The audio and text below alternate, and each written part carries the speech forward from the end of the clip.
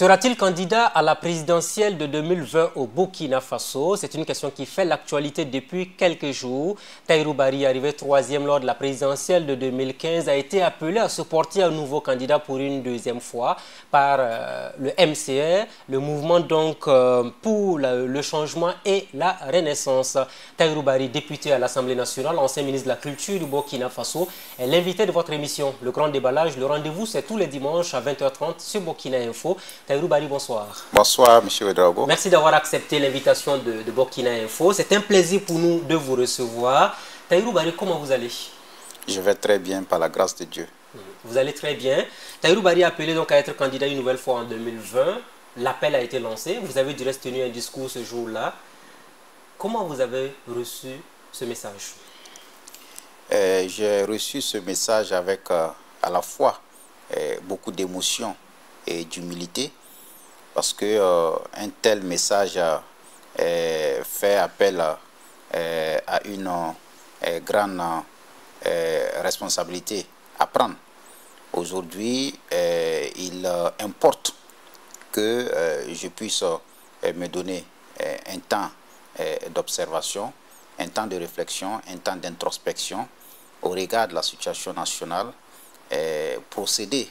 Réfléchir à quoi quand on sait que vous avez été déjà candidat en 2015? Vous allez réfléchir à quoi? Tout le monde sait que vous êtes bien parti pour l'être. Oui, la candidature à une élection présidentielle est une lourde responsabilité à prendre. C'est un acte de grande portée. Et je crois qu'il importe que dans ce genre de circonstances, il y ait suffisamment de consultations, suffisamment de réflexion pour se donner un minimum de chances de compétition. Vous voulez avoir des garanties aussi que vous allez être soutenu par beaucoup de personnes? Vous ne voulez pas naviguer à vue? Ce n'est pas ici le nombre de personnes qui doivent soutenir qui importe, c'est la qualité des hommes. Et cette qualité, elle est déterminante si on veut véritablement être utile au cours de cette compétition à venir. Est-ce que la situation actuelle du pays vous forge à être candidat en 2020? Est-ce que vous vous dites, trop c'est trop, on n'en peut plus, il faut que ça change? Pour tout observateur averti, il ne peut pas rester indifférent à la situation actuelle du Burkina Faso. Nous avons une situation où jamais dans notre histoire, les angoisses, les doutes, les interrogations sur l'avenir restent très fortes.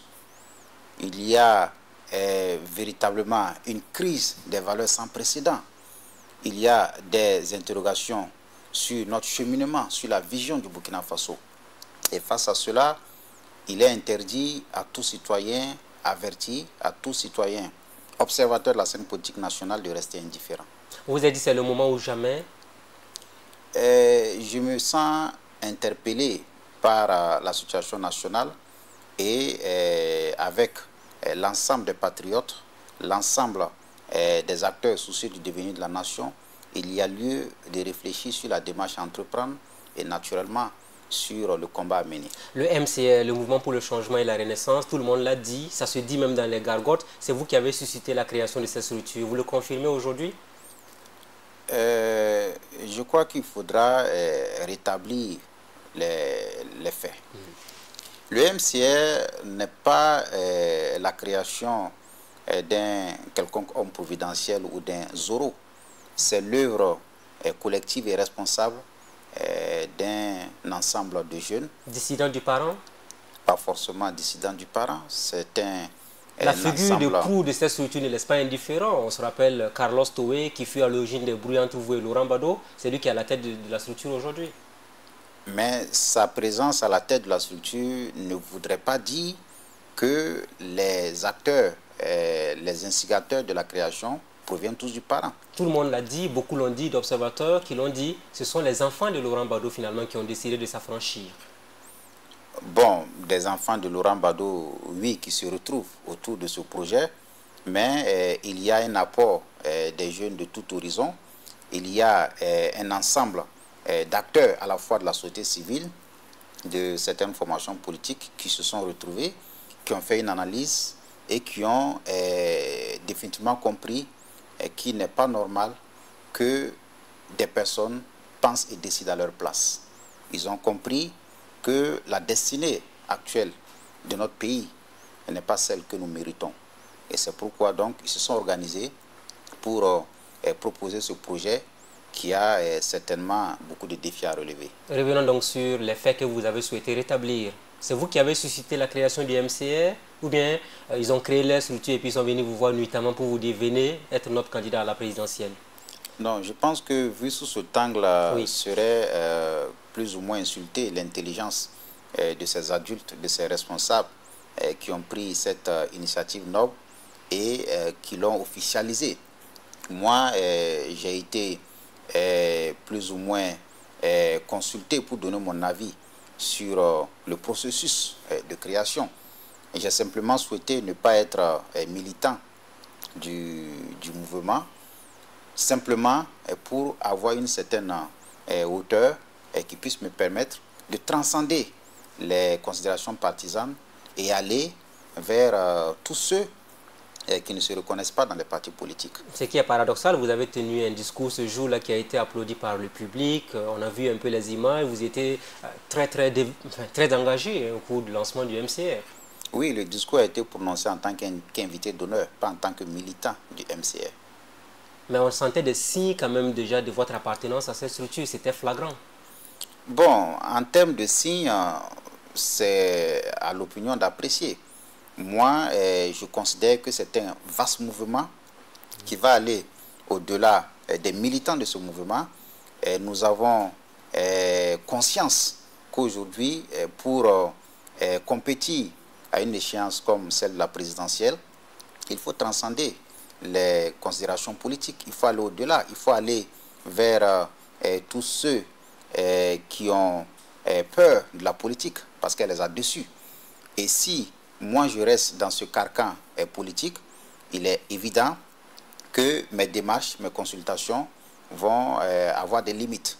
Aujourd'hui, il faut transcender les considérations politiques, il faut aller au-delà et faire en sorte qu'il y ait un vaste mouvement, une convergence vers un renouveau, vers une rupture totale des pratiques que nous avons tous décriées et naturellement engager une marche radieuse vers le devenir de la nation. Le Macron du Burkina, vous y pensez déjà parce que lui aussi il est parti des mouvements en France pour devenir le président français aujourd'hui? Les réalités françaises et burkinabées ne sont pas les mêmes. Même s'il vous inspire quoi qu'on dise. Macron ne m'a jamais inspiré. Il ne vous a jamais inspiré? Jamais. Il ne vous dit absolument rien du tout? Macron ne me dit absolument rien. Il a ses réalités en France. Nous avons nos réalités au Burkina Faso.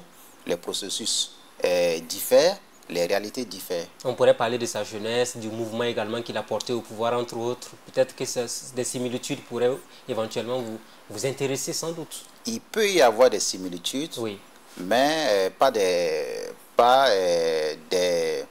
formes d'assimilation. Moi, je pense qu'au Burkina Faso, nous devrons inventer notre chemin.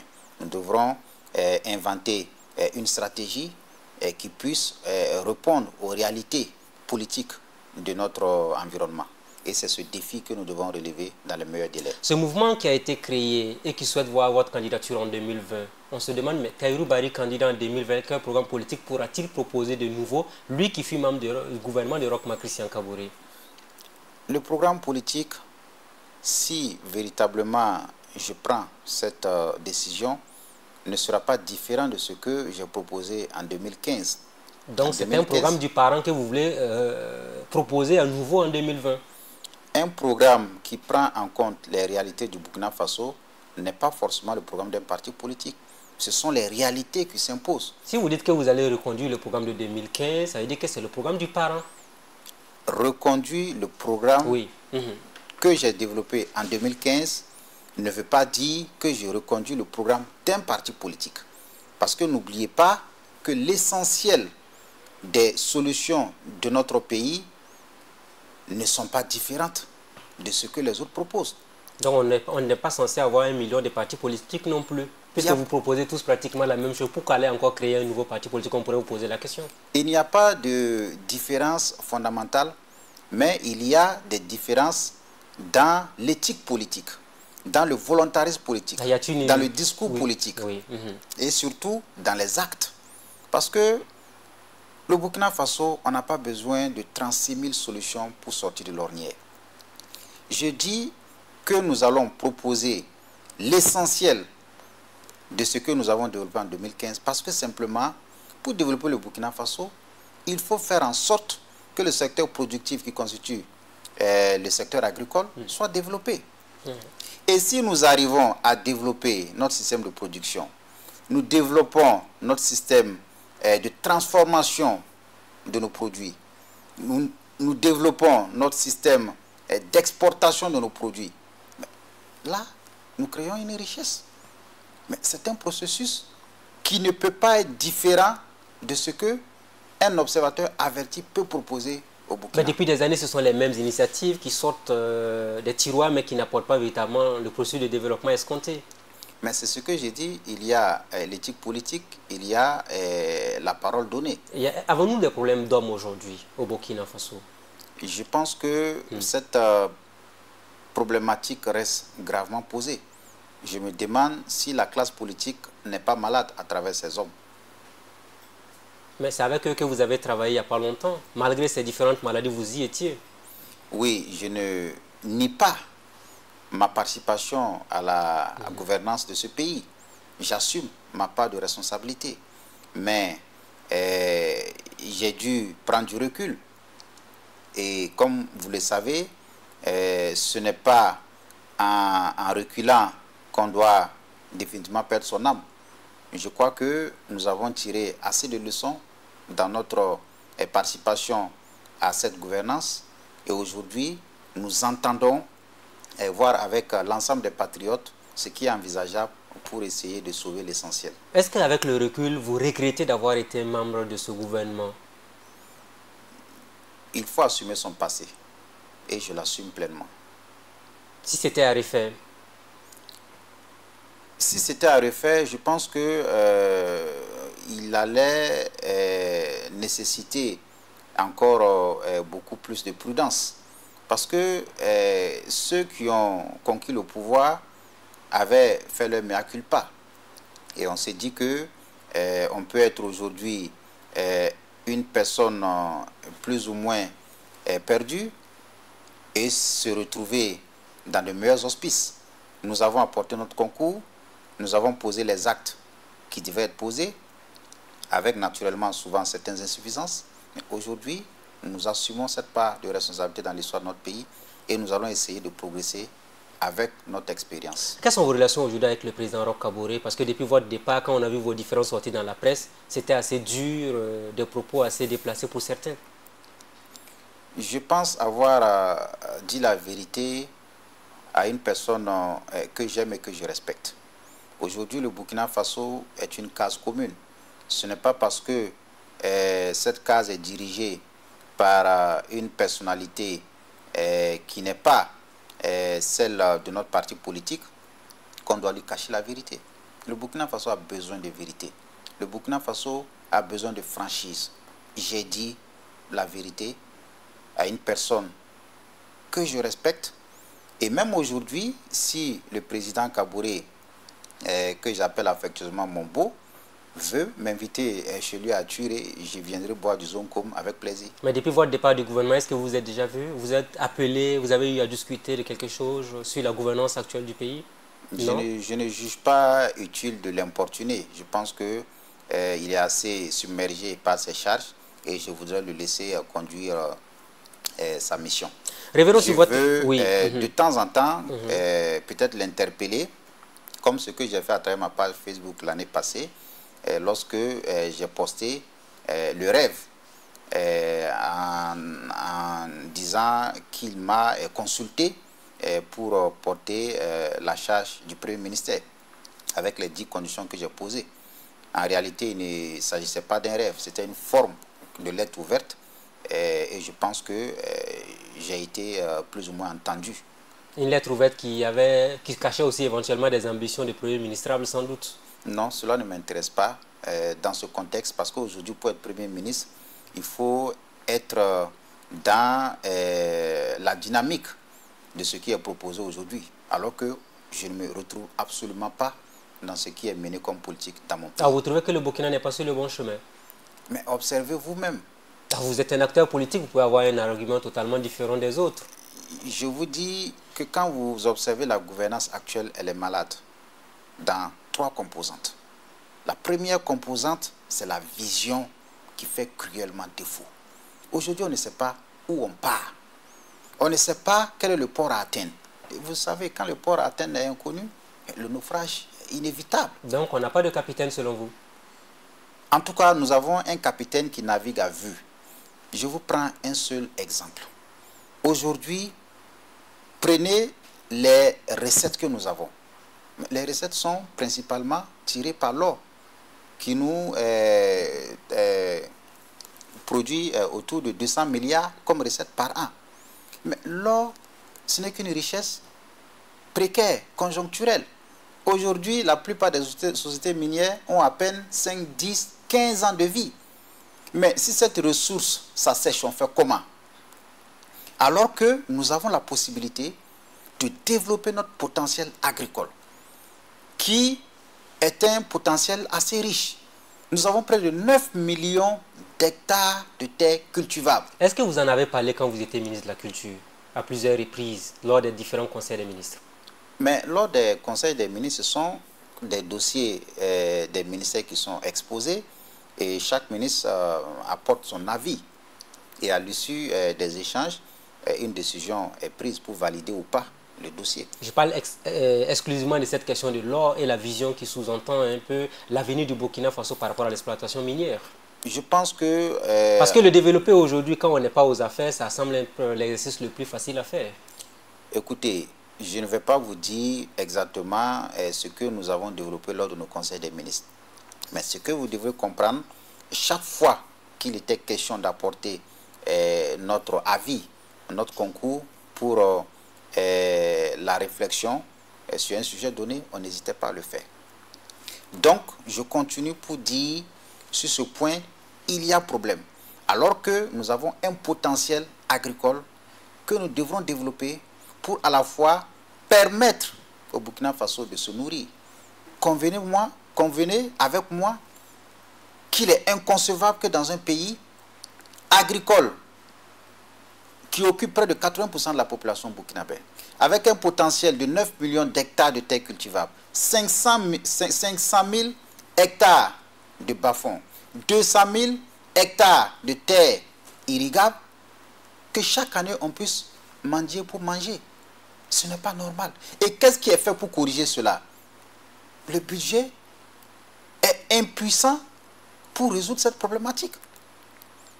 Vous voyez que pour le budget de 2019, le pourcentage des ressources accordées à l'agriculture est passé de 8 à 4 dans un contexte où on a besoin de réaliser l'autosuffisance alimentaire. Vous étiez député à l'Assemblée nationale, il fallait combattre ce budget, notamment sur les questions agricoles. Nous n'avons pas voté le budget.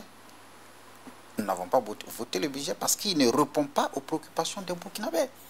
Quand vous prenez l'eau, aujourd'hui, c'est avec l'eau qu'on peut développer, accroître les rendements agricoles. Oui. Mais le budget de l'eau est passé de 3 à 1% dans notre pays. Pourtant, nos spécialistes agricoles disent qu'il suffit seulement d'accroître la subvention accordée aux intrants agricoles pour pouvoir réaliser l'autosuffisance alimentaire. Si cette subvention seulement atteint à peine les 30 milliards, aujourd'hui nous sommes à peine à 7 milliards, à la fois pour les intrants et les équipements agricoles. Ça veut dire qu'il y a un problème de vision. Si on ne voit pas dès maintenant le Burkina Faso, dans 10 ans, dans 15 ans, dans 20 ans, quand les ressources minières vont s'assécher, on fait quoi? Quand vous parlez d'agriculture, quand vous regardez la croissance qu'on brandit, elle est principalement tirée par les ressources minières. Quand vous parlez d'agriculture, on vous dirait qu'il y a la sécurité aussi qui pompe l'économie nationale. Il y a la sécurité qui pompe l'économie nationale, certes, mais les mesures qui doivent être prises pour résoudre résolument cette question ne sont pas encore prises. Vous avez vu ce que l'Assemblée nationale a proposé au cours de sa session extraordinaire. 14 recommandations. Et l'une des recommandations, par exemple, c'est de mettre en place un plan d'urgence de sauvetage de notre armée à travers les effectifs, la motivation, le renseignement, la mise en œuvre pleine et entière de la loi de programmation, tout ce qui concerne les évacuations des militaires, tout ce qui concerne la question de la police de proximité. Mais nous attendons toujours. Ça veut dire qu'il y a véritablement une question de vision. Il faut savoir où on va et avec l'instrument de politique, qu'est le budget, on essaie de réorienter les choses. Le deuxième problème de la gouvernance, si vous me permettez. Allez-y, allez-y. Le deuxième problème de la gouvernance, c'est un problème d'intégrité, de probité. Regardez le mal que la fraude est en train de faire à notre économie. La fraude dans quel domaine particulièrement? Dans notre secteur économique. Quand vous prenez par exemple l'enquête parlementaire de 2015, les fraudes sur le carburant font perdre à l'État près de 21 milliards. Les fraudes sur l'or font perdre à l'État près de 10 milliards. Prenez déjà même ces 30 milliards. Si vous devrez affecter, par exemple, cette somme à la bourse des étudiants, ça représenterait 50 000 francs par mois pendant 10 mois pour 60 000 étudiants. Vous voyez tout ce que cela peut engendrer comme, mais selon vous, qui protège dans la formation de notre pays. Qui protège finalement toutes ces personnes à l'origine de ces fraudes selon vous? C'est la tête, c'est le capitaine. C'est celui qui a été proposé par le MPP et élu par les Burkinabés. Vous pensez que c'est lui qui protège aujourd'hui tous les fraudeurs, tous les trafiquants, toutes les personnes qui se rendent coupables de mauvaise gestion aujourd'hui? C'est une question de politique à entreprendre. On ne peut pas concevoir que dans un pays rongé par la fraude, rongé par l'incivisme fiscal, près de 160 milliards de dettes fiscales non recouvrées, selon le même rapport. Mais vous voulez qu'on se développe comment? Et vous voulez que chaque année, on tende la main à l'extérieur. Vous pensez qu'à un moment donné, c'est l'extérieur qui va payer ne serait-ce que les salaires des fonctionnaires? Ce n'est pas possible. Nous avons déjà atteint les 800 milliards de masse salariale. Et ce qui est encore plus préoccupant, vous avez 90% des recettes fiscales qui sont absorbées par les charges courantes de l'État. Les 8% vont-ils suffire pour l'investissement?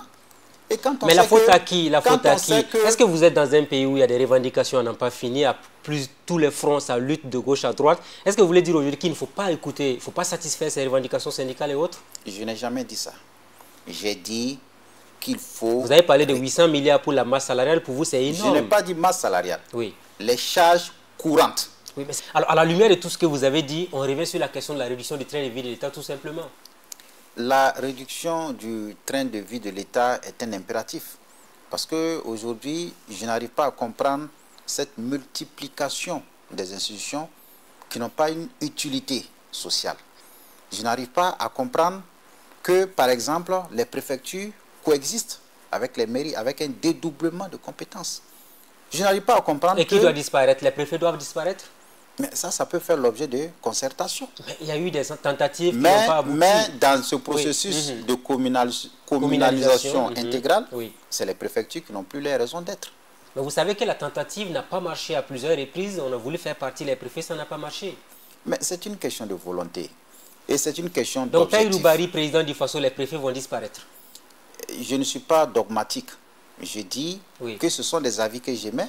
Et lorsque cette question restera posée, elle fera l'objet de concertation. Mais pour quelqu'un qui est peut-être appelé à être président du FASO, on ne s'amuse pas avec les avis. Quand on les émet, c'est qu'on y pense sérieusement. Mais ce n'est pas l'aide de la dictature. Ce n'est pas parce que je vais bénéficier de la confiance du peuple et que je vais imposer tout ce que je vais émettre comme avis. Il y a tout un processus de décision et de mise en œuvre d'une décision. Si vous voulez que les choses changent, vous n'allez pas faire dans la langue de bois comme ceux qui sont aux affaires ou ceux qui vous ont précédé à la gestion du pouvoir d'État. Non, ce n'est pas une coutume pour moi de faire dans la langue de bois. Je dis ce que je pense Et même si je suis dans une bouteille, personne ne m'empêchera de dire ce que je pense. Réduction du train de vie de l'État, on en parle toujours avec vous, Tahirou Barry. Est-ce que vous pensez aujourd'hui que le gouvernement Christophe Dabiré est le pire gouvernement que le Burkina ait jamais connu? Un retraité qu'on prend pour être fait Premier ministre, par exemple, est-ce que vous avez eu à contester ce genre de choix de la part du président? Non, je ne peux pas me permettre de dire que c'est le pire des gouvernements qui puisse exister. Monsieur Dabiré est une personne d'expérience, c'est une personne qui est assez responsable au regard de tout ce que nous avons entendu sur son parcours.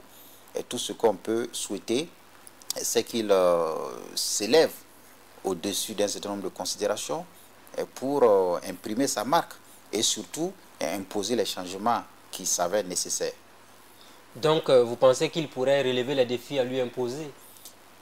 Il pourrait relever certains défis, mais tant que la politique ne va pas changer, tant qu'il n'y aura pas une certaine alternative claire à mettre en œuvre avec les moyens qu'il faut, mais il va échouer. Et ça, c'est une évidence. Est-ce que vous pensez que Christophe Dabiré est venu pour mettre en place un programme qui va permettre la réélection de Roch Kaboré en 2020? Je ne suis pas dans le secret des dieux. Il est candidat, vous le savez très bien. Il l'a dit lors d'une émission. Il est candidat, mais est-ce que c'est avec le Premier ministre Christophe Dabiré qu'il entend se remettre en selle? Je ne peux pas vous le dire. Mais sa candidature en 2020, le président sortant, est-ce que cela vous inquiète? Est-ce que vous vous êtes dit, c'est peine perdue pour nous autres qui aspirons également à diriger le Burkina un jour? La candidature du président Roch me paraît avoir été prématurément annoncée. Prématuré en quel sens? Parce que les attentes des Burkinabés demeurent toujours fortes. Les interrogations demeurent toujours vives. Et alors qu'il n'a pas apporté des réponses consistantes à toutes ces interrogations, il annonce sa candidature pour 2020.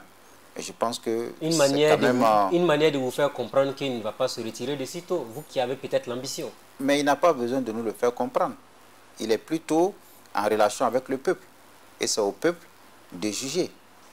Le MCR qui souhaite votre candidature, on revient encore là-dessus parce que c'est très important. Tahirou Barry, dites-nous, est-ce que vous aujourd'hui, avec la théorie des 3 baobabs, vous avez une chance? Edi Komboego l'a dit, si le CDP et l'UPC s'associent, ils peuvent terrasser le 3e baobab qui est le MPP. Donc ça veut dire vous êtes comme un non-aligné, un complément d'effectif éventuellement pour la candidature en 2020. Ceux qui ont parlé de baobab savent pourquoi ils l'ont dit et dans quelles circonstances. Cela ne vous inquiète pas du tout? Ça ne vous perturbe pas?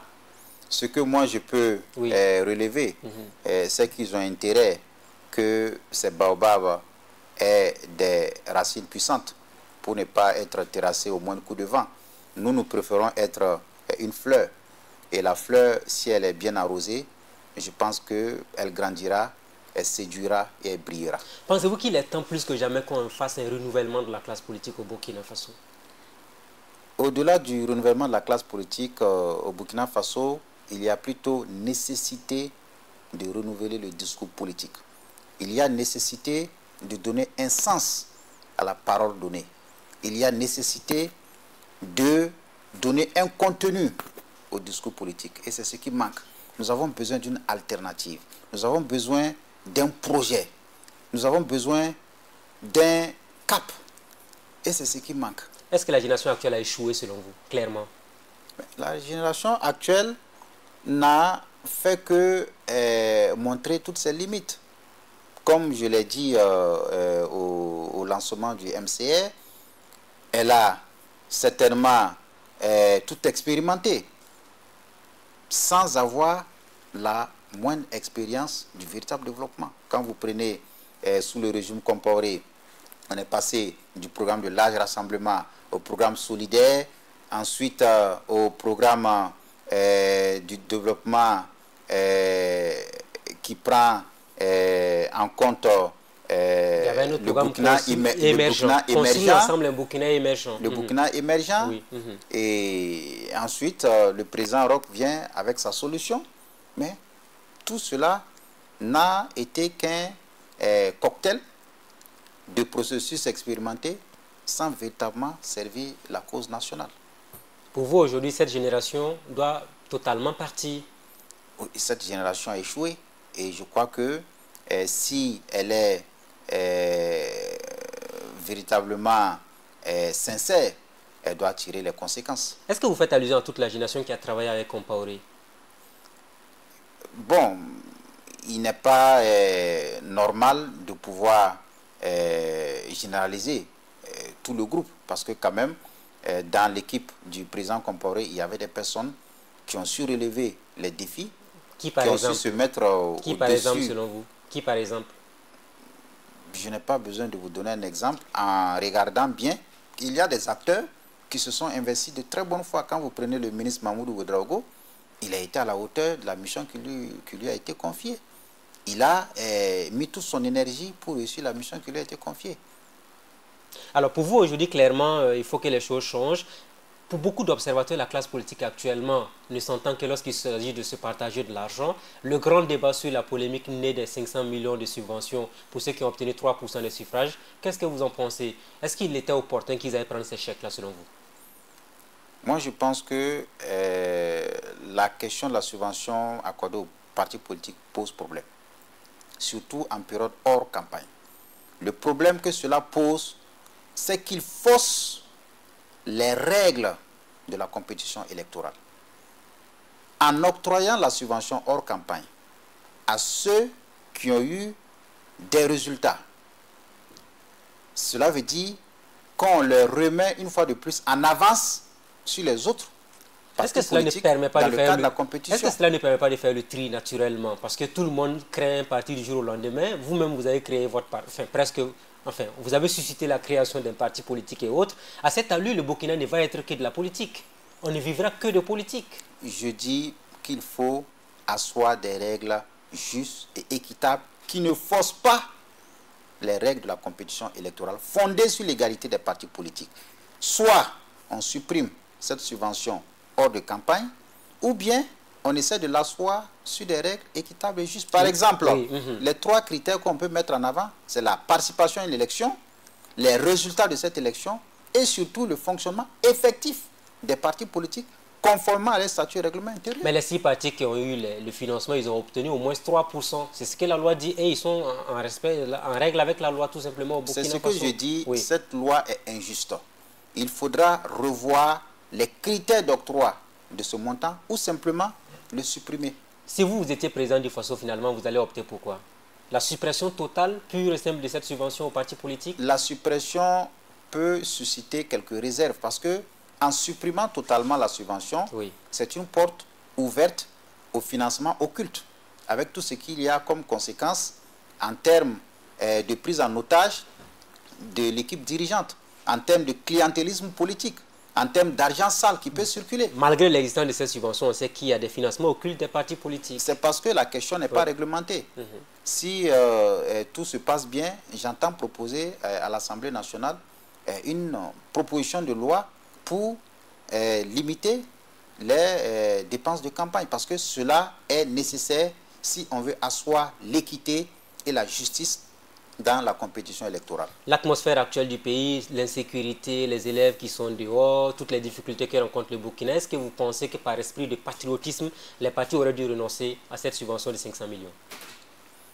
Je ne vais pas rentrer dans cette considération. Vous ne voulez pas avoir des prises de bec avec vos collègues politiciens? Non, il appartient à chaque parti politique d'apprécier. Mais Tahirou Barry, vous pouvez faire la différence en disant, par exemple, moi je serai dans cette posture, je n'allais pas prendre l'argent, par exemple. Vous aurez pu le dire. Bon, il appartient à ces partis d'apprécier. Mais est-ce que vous pensez que de bonne foi, ils auraient dû ne pas prendre? Dès lors que la subvention est légale.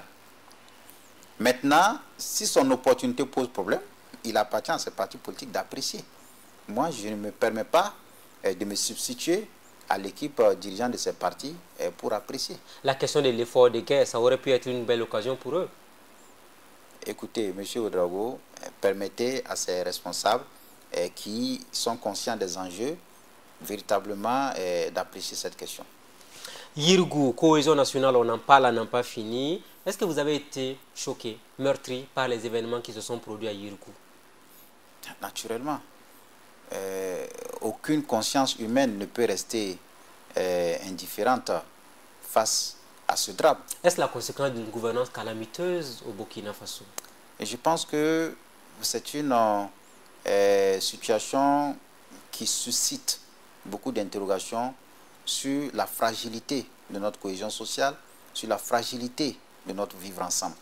Aujourd'hui, il est important que nos gouvernants, que chaque citoyen s'interroge, tire les conséquences de ce qui s'est passé et réfléchisse sur des mesures fortes à prendre pour que plus jamais dans notre pays, ces genres de drames ne surviennent. Yurigou vous inquiète pour l'avenir du Burkina Faso? Mais si un tel drame s'est produit avec un tel nombre de personnes tuées, on ne peut pas rester indifférent. On ne peut pas rester impassible face à cette escalade macabre. Il y a forcément urgence à agir. Et ce qui est encore plus préoccupant, c'est le fait que quelque part l'État avait démissionné. Il y a eu des alertes qui ont été données depuis la nuit du 31 décembre. À quel moment les secours ont été déployés sur le terrain? Ça pose problème.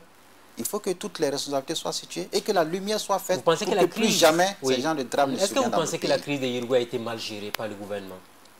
Il y a eu quelque part une démission de l'État. Je le dis et je l'assume. Mais il est prématuré pour l'heure de tirer à boulet rouge sur nos dirigeants. Il faut plutôt chercher à apaiser la situation, mais à un moment donné, il est impérieux que la lumière soit faite, que la justice soit rendue pour que ces gens de drame ne surviennent. Est-ce qu'on se dit la vérité sur ce qui s'est passé à Yurigou et même dans les autres localités aujourd'hui? Comment des populations qui vivaient ensemble depuis des années en arrivent à autant de violences meurtrières? On se pose naturellement la question.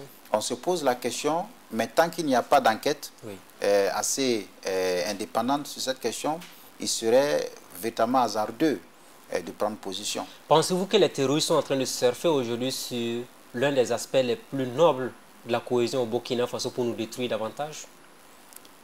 Quelle que soit l'intention macabre des terroristes, il est important que nous, à notre niveau, on puisse resserrer les rangs, on puisse se parler, on puisse créer les véritables conditions d'une union nationale et faire face à l'ennemi. On parle beaucoup de réconciliation nationale. Est-ce que vous pensez que la réconciliation pourrait être une alternative à la lutte contre le terrorisme au Burkina, par exemple? La réconciliation est un impératif. Il faut se parler. Mais réconcilier qui et qui? Les Burkinabés entre eux. Il faut réconcilier la nation avec ses valeurs. Il faut réconcilier la nation avec sa classe politique. Mais il y a des préalables. Il faut absolument que la lumière et la justice soient faites sur tout ce que nous avons vécu comme tragédie. À partir de quelle période, par exemple, selon vous?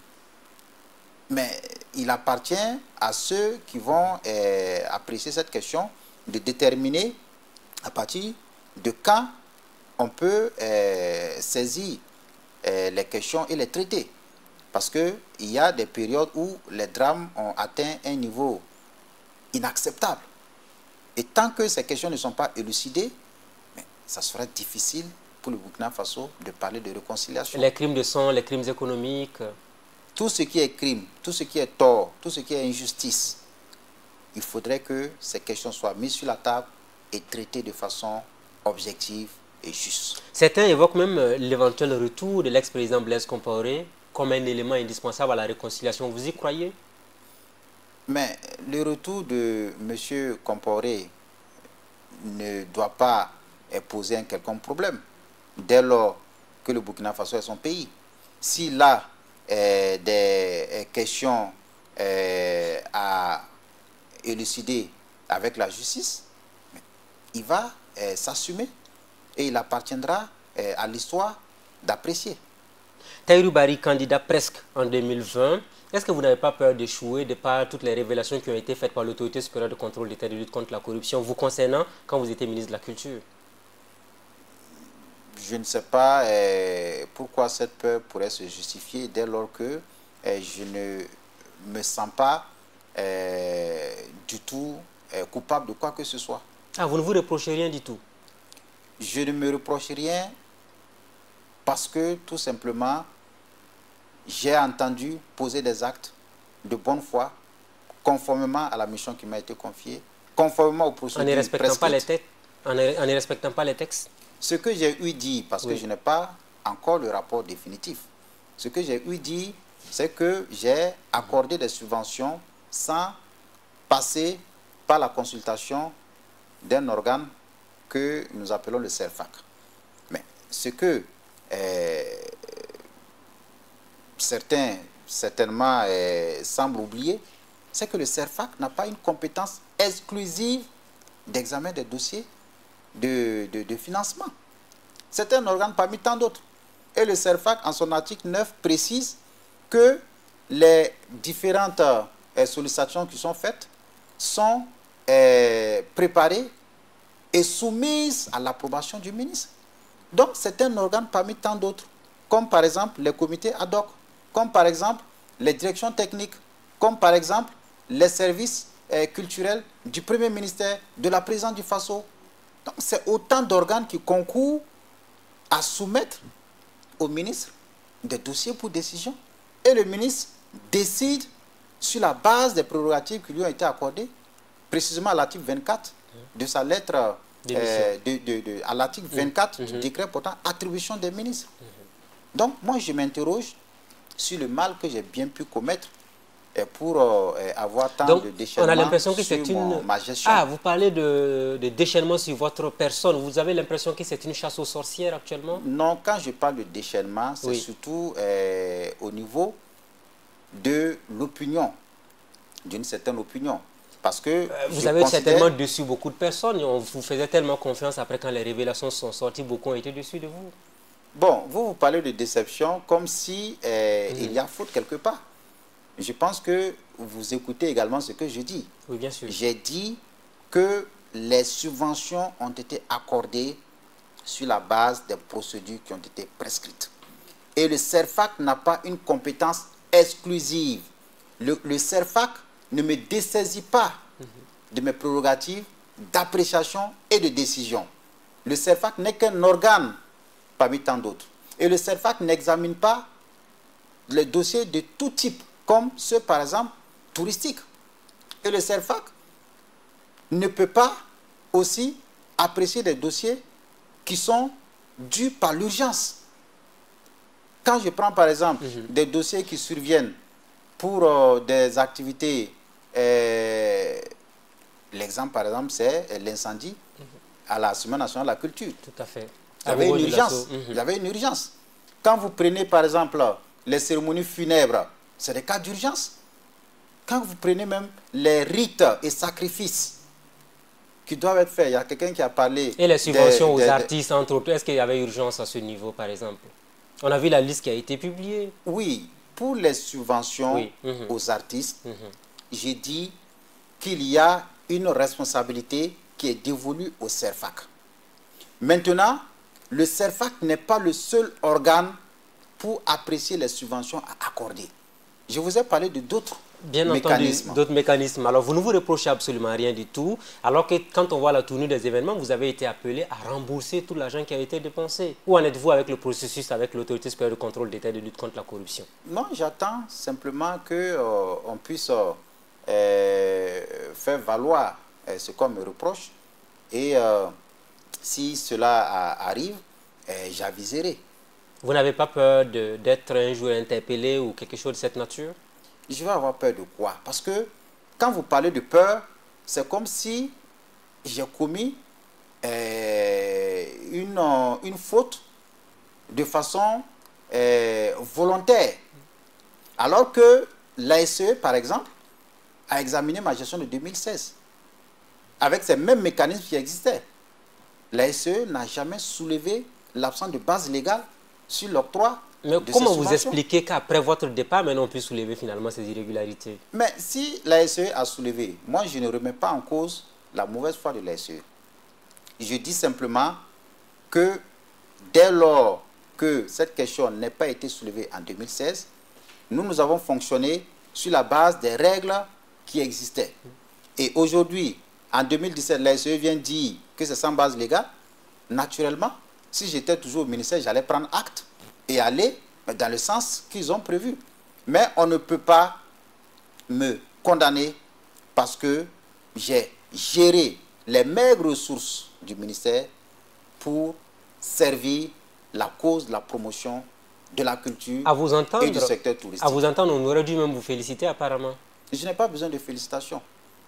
De toutes les manières, je sais que le cheminement politique est un cheminement qui est forcément source d'ingratitude. Je ne m'attends pas à une félicitation. Mais est-ce que vous pensez qu'il y a un fond politique dans ce dossier? Pour le moment, je n'ai aucun élément pour le dire.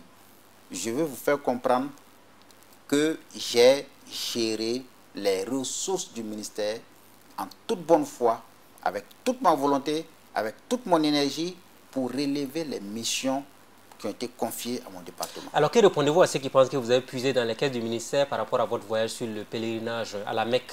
Est-ce que vous le confirmez? Sur la question du pèlerinage à la Mecque, oui, il ne faut pas séparer l'appréciation de cette question des considérations diplomatiques. Il s'agit d'une invitation des autorités saoudiennes au gouvernement burkinabé. Il nous a été demandé en tant que ministre musulman si nous étions intéressés. Ma foi m'interdit de refuser dès lors que j'étais dans cette dynamique. Il y a eu une communication en Conseil des ministres. Il y a eu un ordre de mission. Nous avons effectué le pèlerinage en compagnie de d'autres ministères. Nous sommes revenus. Maintenant, j'ai ouï dire que le Premier ministre aurait dit que la communication en Conseil des ministres a été à titre d'information. J'ai dit, ok, si c'est à titre d'information, je ne voudrais pas qu'il y ait une quelconque polémique sur ma foi. C'est pourquoi j'ai décidé de rembourser cette somme. De combien? C'est une somme pratiquement de 2 millions. Vous avez déjà fini de rembourser cet argent? Mais j'ai remboursé. Je n'ai pas véritablement envie que les questions d'interprétation sur la légalité ou la légitimité d'un montant puissent toucher à quelque chose qui m'est intérieur, à quelque chose qui m'est personnel, ma foi. Est-ce que vous attendez à ce qu'on fasse les mêmes investigations pour tous les autres membres du gouvernement qui sont partis comme vous? Non, il leur appartient d'apprécier. Moi, j'ai pris une décision qui m'est strictement personnelle. Mais je dis qu'en prenant cette décision, je ne dis pas que c'est parce que j'ai commis une faute. Je ne pense pas avoir commis une faute parce que c'est un acte régulier qui a été pris. Et c'est sur la base de cet acte que les services financiers du ministère m'ont accordé les frais de mission pour effectuer ce pèlerinage. Vous êtes serein, vous dormez tranquille sur ce dossier, hein? Mais écoutez, comme on le dit, ce n'est pas le bruit du fleuve qui peut empêcher le poisson de dormir. Je suis serein, j'ai la conscience tranquille et je prie Dieu pour qu'il me guide toujours dans l'action que je mène quotidiennement. Laurent Kilachi Bado et vous, où en sommes-nous avec vos relations? Est-ce que tout va pour le mieux dans le meilleur des mondes entre vous deux actuellement? Je tiens à préciser que je n'ai jamais considéré le professeur Laurent Bado comme un ennemi. J'ai le cœur chargé de reconnaissance pour ce professeur, pour l'éducation qu'il m'a donnée, pour l'instruction qu'il m'a donnée et surtout pour m'avoir enseigné que l'engagement politique est un don de soi. C'est un engagement, c'est un sacrifice.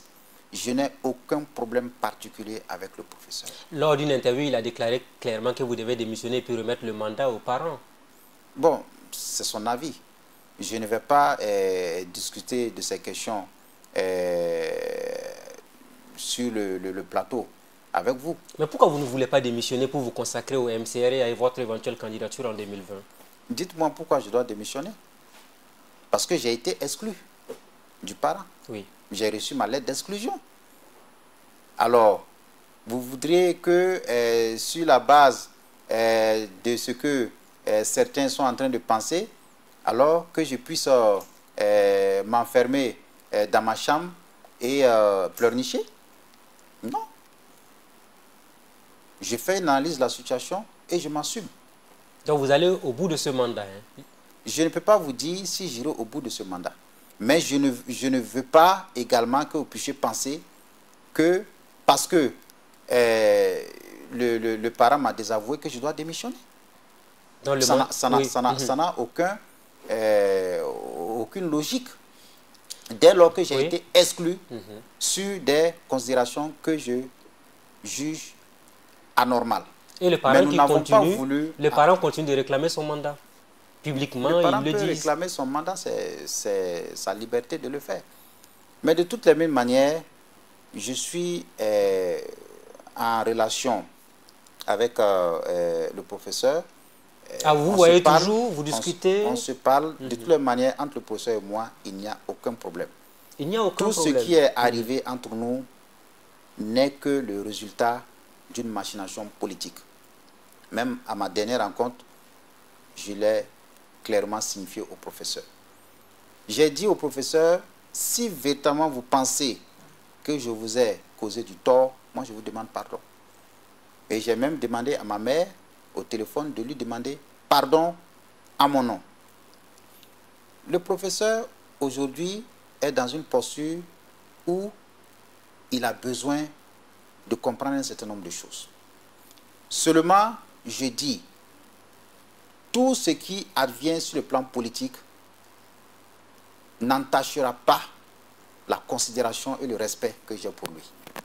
Vous le considérez toujours comme un père, chez qui vous pouvez aller vous ressourcer et vous continuez à y aller?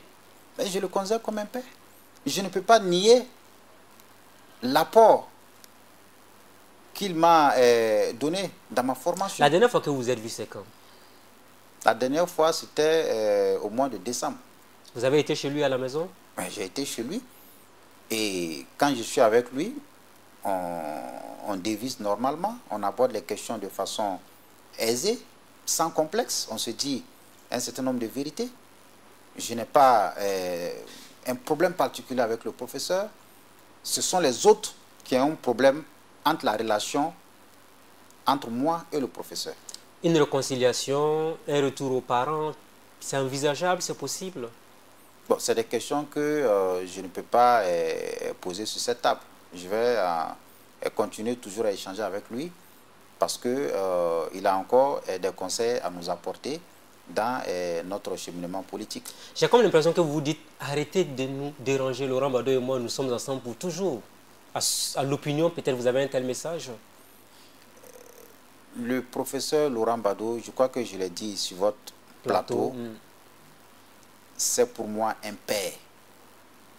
Et j'ai même dit que l'oiseau ne se fâche pas contre l'arbre. Quel que soit ce qui est instrumentalisé, quel que soit ce qui est dit, quel que soit ce qu'il a dit à mon encontre. Et je profite en même temps à relever que votre organe a été également utilisé pour qu'il puisse décocher ses flèches contre ma personne. Ça n'a jamais été une intention. Je regrette ce qui est arrivé. Non, ça n'a jamais été une intention de... Voilà. Mais l'interview a été diffusée à plusieurs reprises sans le moindre traitement, alors qu'il y avait assez de passages gravement injurieux et même des invectives. Vous pensez qu'il faut faire de l'autocensure pour vous satisfaire? C'est ce que vous souhaitez? Non, je vais dire tout simplement qu'en disant un certain nombre de propos injurieux ou des invectives, cela pose préjudice au destinataire de ces propos. Convenant avec moi que cela pose problème. Mais nous estimons que en tant qu'organe, vous avez votre appréciation, vous avez votre ligne. Seulement, je regrette les propos qui ont été tenus dans votre organe à mon encontre et qui étaient suffisamment graves en termes d'injures et d'invectives. Et vous êtes prêt à pardonner à Laurent Gbado tout ce qu'il a eu à tenir comme propos vous concernant? Si je suis allé le voir, c'est parce que j'oublie tout ce qu'il a fait contre moi. Est-ce qu'il regrette souvent ces propos tenus contre vous? Bon, le professeur est sous le coup de la manipulation, de l'intoxication par un certain nombre d'acteurs. Il continue Je toujours. n'en veux pas particulièrement au professeur. Et j'ai même dit sur votre plateau qu'il est un homme qui est fondamentalement bon, qui n'est pas méchant. Mais si des acteurs, des politiciens mus par des intérêts inavoués vont dire un certain nombre de contre-vérités à son niveau, mais cela peut être de nature à fragiliser nos relations. Nous nous sommes largement expliqués et je pense que nous nous sommes compris. Maintenant, il faut progresser, oublier le passé et continuer toujours à servir la nation selon les moyens que Dieu nous a donnés. Nous sommes pratiquement en fin d'émission. Quels sont les vœux en 30 secondes, 1 minute de Tahirou Barry pour 2019? Les vœux, c'est mes vœux de paix, mes vœux de cohésion, mes vœux de construction nationale pour le pays et mes vœux également de prise de conscience de la jeunesse. Parce que notre jeunesse, ce n'est pas une jeunesse qui est handicapée. C'est une jeunesse qui est assez forte, qui est assez engagée et qui doit aujourd'hui prendre ses responsabilités si elle ne veut pas que son avenir soit pris en otage par ceux qui ont l'art et qui ont bien développé cet art de conquérir le pouvoir à travers une machine sans savoir comment démarrer la machine du développement. Voilà qui est clair et on s'arrête là pour aujourd'hui. La prochaine interview, sait-on jamais, ce sera à Burkina Info ou à Kosiam? Cela appartient à Dieu. Et au peuple aussi, non? Mais c'est le peuple qui peut inspirer le peuple. C'est Dieu qui peut inspirer le peuple. En vous choisissant, par exemple, pour être président du Faso en 2020. C'est la volonté de Dieu et je m'en tiens à cette volonté. À ces millions de personnes qui nous regardent, Tahirou Barry, c'est vraiment la dernière question. Ils veulent vous entendre. Est-ce que vous serez oui ou non candidat en 2020? Ce peuple-là qui vous regarde, qu'est-ce que vous avez à lui dire en toute transparence, en toute vérité? Je tiens à dire au peuple, que ce soit avec Tahirou Barry ou avec un autre candidat, la jeunesse doit se faire entendre au cours de la compétition électorale de 2020. Il faut que le candidat qui sera présenté puisse faire entendre la volonté, les attentes de la jeunesse. On parle de Tahirou Barry, on ne parle pas de candidat. On parle de vous. Oui, j'ai dit que je vais mener des consultations. Et à l'issue de ces consultations, c'est possible que ce ne soit pas moi. Voilà qui est clair. Merci à vous, M. Barry. C'est moi qui vous remercie. Le député Tahirou Barry souhaitait, pour être candidat, sollicité, on pourrait le dire ainsi, pour le mouvement pour le changement et la renaissance, mouvement que dirige actuellement Carlos Toé. Merci à tous et à chacun de nous avoir suivis. Ainsi prend fin le rendez-vous de ce jour. Rendez-vous la semaine prochaine avec un nouvel invité. Bonsoir chez vous.